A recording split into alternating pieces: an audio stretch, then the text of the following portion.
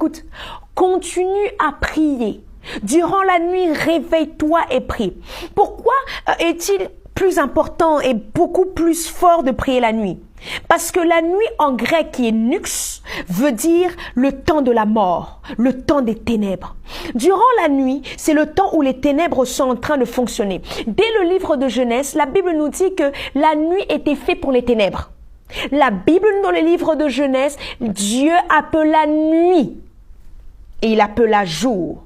Et quand il a appelé la nuit, la Bible nous dit que les ténèbres étaient en train de régner durant la nuit. Ça veut dire que pendant que vous êtes en train de dormir, la nuit, les ténèbres sont en train de régner, sont en train de vous réclamer. Vous allez remarquer qu'il y a certains rêves que vous faites, vous ne faites pas durant la journée, mais durant la nuit. Salomon a reçu sa bénédiction à la richesse et à la sagesse durant la nuit.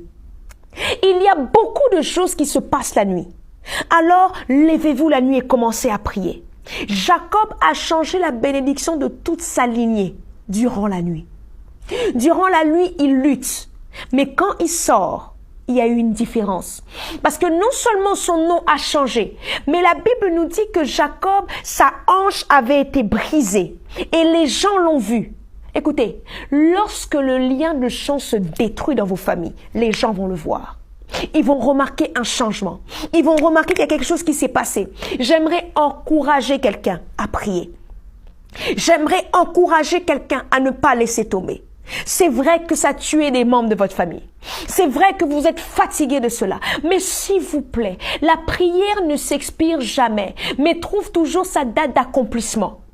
Continuez à prier, jour après jour, vous priez, nuit après nuit, levez-vous, priez. Vous ne pensez pas qu'à vous, mais vous pensez même aux générations futures.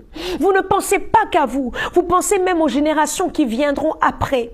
Écoutez, Dieu savait que lorsqu'il appelle Abraham, il dit que si je laisse Abraham avec le nom qu'il a, il allait être ligné à son père. Le père d'Abraham était un magicien. Le père d'Abraham ne connaissait pas le Dieu d'Israël. Et Abraham était lié au Dieu de la lune. Abraham était lié au Dieu étranger. Mais Dieu s'est dit, pour changer sa destinée, pour le faire entrer dans ce que je veux, il faut que je change cette lignée-là. Il dit, tu t'appelleras maintenant Abraham. Écoutez, Dieu a la capacité de vous faire sortir de ce lien qui vous condamnait. Dieu a la capacité de vous faire sortir. Écoutez, les liens ne